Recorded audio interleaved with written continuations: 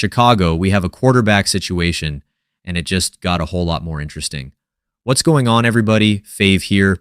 And if you clicked on this video because you heard the Bears just added another arm to that quarterback room heading into training camp, you clicked on the right one because I am about to break down every single detail of this move, why it actually makes a ton of sense, and why it might be one of the sneakiest depth moves general manager Ryan Poles has made all offseason.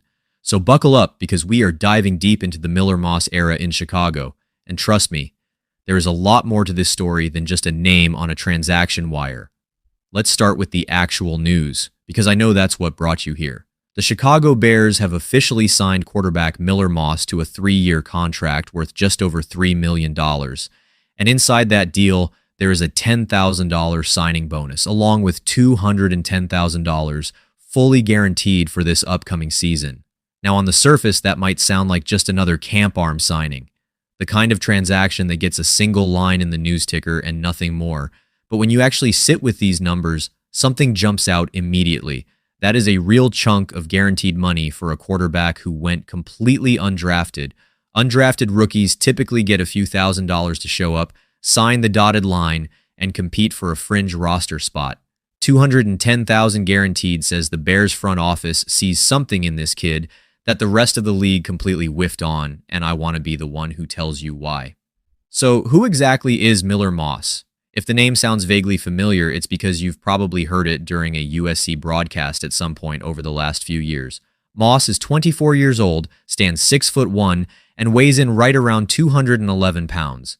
He spent the majority of his college career at USC, where, and this is the part that makes this signing so juicy, he was Caleb Williams' backup quarterback. Yes, that Caleb Williams, the same Caleb Williams who is currently the face of this Chicago Bears franchise. Moss literally held a clipboard behind the same guy he is now reuniting with in the NFL, except this time as QB4 on the depth chart instead of QB2 in college. There is something almost poetic about that, and I have to imagine there was at least a little bit of Caleb whispering in someone's ear saying, "Hey, this guy is legit, give him a shot." Now let's rewind to the moment that put Miller Moss on the map, because this is one of those stories that got buried under a mountain of other headlines at the time, but it deserves way more shine. Back when Caleb Williams was still holding it down at USC, Moss got his first real opportunity to start, stepping in and facing a marquee opponent on a massive stage. And what did he do with that opportunity? He put together what can only be described as an absolute masterclass. Moss completed 23 of his 33 passing attempts for 372 yards. And get this, he threw 6 touchdown passes in that single game. 6. That is the kind of stat line that makes college football Twitter completely lose its mind, and it did. People were legitimately asking whether USC had somehow gotten better the moment Miller Moss touched the football. According to various college football outlets that covered the performance at the time, it was one of the most efficient single-game outings by a first-time starter that fans had seen in years. A 70%. That breakout performance came against Louisville. Yes, the very same Louisville that Miller Moss would later transfer to and play his final college season for. If you had told anybody watching that game that the quarterback torching their defense for 6 touchdowns would eventually be wearing their own jersey a couple years later, they would have laughed you out of the room. But that is exactly what happened, and honestly, it is one of those stranger-than-fiction storylines that you could not make up if you tried. So Moss earns the starting job at USC once Caleb Williams declares for the draft, and he takes over as the full-time guy. Over the course of that first full season as the starter, Moss threw for well over 2,500 yards, tossed 18 touchdown passes, and did it all with a completion percentage north of 70%, averaging right around 283 passing yards per game, with a touchdown-to-interception ratio of roughly 2-1. That is a legitimately productive season for a first-year starter stepping into a Heisman winner's old shoes. Nobody expected him to just seamlessly replace Caleb, but he held his own, and then some. But then Moss decided he wanted a fresh start, and he entered the transfer portal, ultimately landing at Louisville for his final year of eligibility. And look, this is where the scouting community started to see both the flashes of brilliance and the real red flags that are now shaping how NFL evaluators view him. At Louisville, Moss racked up over 2,600 passing yards, which is actually the most passing yardage of his entire college career. But his touchdown numbers dipped to 16 while his interceptions climbed to 7. and his completion percentage dropped down to 64.2%. He also flashed some legitimate athleticism on the ground, scoring 9 rushing touchdowns in just 12 games, mostly on quarterback sneaks and short yardage situations near the goal line, so the guy can be trusted in close, tight, high-leverage moments inside the 10-yard line, and that is not nothing. Coaches love quarterbacks who convert on the ground near the goal line because it takes pressure off the run game and keeps drives alive. Now let's actually dig into the scouting profile here, because this is where things get really interesting for Bears fans trying to figure out where Moss fits into Ben Johnson's offense. On the positive side of the ledger, evaluators consistently point to Moss's polish. His footwork is clean, his mechanics are refined, and he has what scouts describe as a compact, over-the-top release that allows the football to come out of his hand extremely quickly. In today's NFL, where pressure gets home faster than ever, and offensive lines are constantly adjusting to complex pressure packages, a quarterback who can get rid of the ball in a hurry is incredibly valuable. That quick trigger alone gives him a real shot to stick around a roster. Scouts also rave about his anticipation and timing, particularly on shorter routes. Moss reportedly excels at throwing with anticipation inside of 15 yards, showing the ability to read leverage and release the football before his receiver has even fully separated from coverage. That is an advanced trait. A lot of young quarterbacks wait to see the separation before they pull the trigger, and by then the window has already started closing. Moss trusts what he sees and throws his guys open, which is exactly the kind of trait that fits an offense built on rhythm, timing, and getting the ball out on schedule, which, by the way, sounds a whole lot like what Ben Johnson wants to build in Chicago. Multiple reports out of Halas Hall this offseason have suggested Johnson wants quarterbacks who can complete passes at an extremely high rate, north of 70% as a baseline, and Moss has shown he can hit that number in the right situation. On top of that, evaluators like his pocket demeanor. Moss is described as a quarterback who is willing to stand tall in the face of an incoming pass rush, absorb a hit, and still deliver an accurate ball into the intermediate area of the field. That kind of toughness matters, especially for a backup who might get thrown into a live game with very little warning behind an offensive line that is not always going to hold up perfectly. And then there is the red zone factor we already touched on, the 9 rushing touchdowns near the goal line, which shows a level of competitiveness and physicality that teams love to see from a guy who is not the biggest or most explosive athlete on the field. Now for the cons, because every prospect has them, and Moss is no exception. The biggest concern that comes up over and over again in scouting circles is arm strength, or more specifically, the lack of it. Evaluators describe Moss as having a below-average arm by NFL standards. He can absolutely drive the football with good velocity into short and intermediate windows, but he tends to struggle generating elite zip-on throws outside the numbers, and there is a documented tendency for him to underthrow the football on deeper shots down the field. That is obviously a real concern in a league where cornerbacks and safeties are running faster than ever, and a split second of extra hang time on a deep ball can mean the difference between a touchdown and an interception. The other major flag scouts bring up is decision-making under pressure, specifically a tendency to lock onto his primary read instead of working through his full progression. His confidence, which is clearly one of his best traits when things are going well, can actually work against him in crowded zone coverages, leading to some forced throws that a more patient quarterback would have avoided. And honestly, you can see that show up in his final season stat line at Louisville, where the touchdown to interception ratio took a real step back compared to his final year at USC. He never quite recaptured that magic from his early days, and that 6-touchdown outburst against Louisville looks more and more like a signature moment rather than a sign of things to come on a consistent basis. So where does this leave Miller Moss in the grand scheme of the Chicago Bears quarterback room? Let's talk depth chart, because this is genuinely one of the more stacked quarterback rooms in the entire NFL right now, at least in terms of sheer numbers. At the top, obviously, you have Caleb Williams, the undisputed franchise quarterback and the face of this entire rebuild under new head coach Ben Johnson. Behind him sits Case Keenum, a grizzled 11-year NFL veteran who recently signed a 2-year contract extension to remain in Chicago, presumably in a mentorship and emergency starter role. Then you have Tyson Bagent, who is entering his 3rd NFL season at just 25 years old, which is honestly wild to think about considering how long he already feels like he has been part of this organization. And now, rounding out the room, you have Miller Moss, the undrafted rookie with the 6-touchdown college masterpiece on his resume and a legitimate connection to the guy at the very top of the depth chart. What's fascinating here is the physical profile of this entire quarterback room. Every single one of these guys is generously listed around 6'1" to 6'3", and none of them are what you would call oversized, prototypical pocket giants. Case Keenum checks in around 6'1" and 220 pounds. Tyson Bagent is the tallest of the group at 6'3", but still only around 212 pounds. Caleb Williams himself is around 6'1", but a sturdy 226 pounds. And Miller Moss slots in as one of the smaller frame guys at 6'1" and 211 pounds. It genuinely looks like Ben Johnson and this front office have a specific archetype in mind. Guys who are compact, quick-releasing, high completion percentage passers rather than big-armed gunslingers who want to chuck it deep every other play. That is a philosophy, and Miller Moss fits it about as well as anybody currently on this roster. Now here is where I have to bring in the speculation. And I want to be crystal clear that this next part is rumor and fan chatter rather than confirmed reporting. So take it with the appropriate grain of salt. There has been chatter floating around, and I stress this is unconfirmed speculation at this stage, about whether Tyson Bagent could eventually be moved if another team comes calling with a trade offer, especially given how deep this quarterback room has suddenly become. If that ever actually happened, and again, this is purely hypothetical smoke rather than fire right now, it would open up a real path for Miller Moss to climb the depth chart into a legitimate QB3 role behind Caleb and Case Keenum.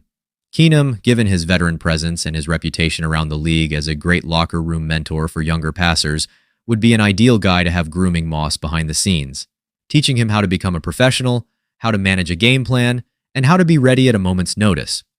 There is also a fun little comparison floating around fan circles right now, and that is the idea of Miller Moss following a path similar to Austin Reed, another undersized, highly accurate passer who did not get drafted, went out and dominated in a professional spring league, and eventually forced his way onto an NFL roster and carved out a real role for himself.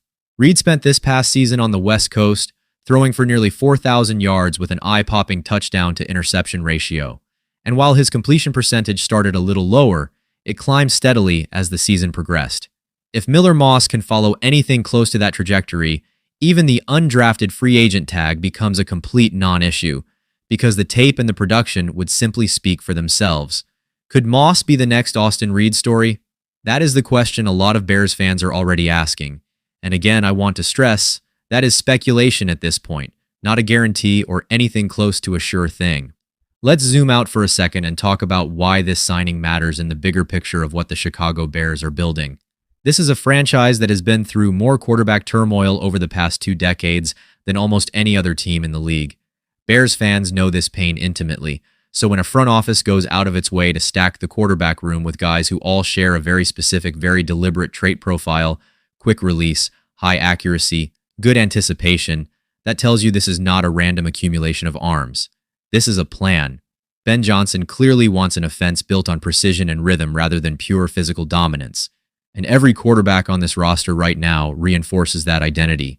Miller Moss, despite his arm strength limitations, fits that timing-based, anticipation-heavy scheme about as naturally as anybody the Bears could have found on the undrafted market this offseason. And let's not undersell the money angle here either, because I keep coming back to it, and for good reason. Guaranteeing $210,000 to an undrafted rookie is not something teams do on a whim. That is a statement of belief. Compare that to the typical undrafted deal, which usually comes with minimal guaranteed cash and is essentially a summer tryout disguised as a contract.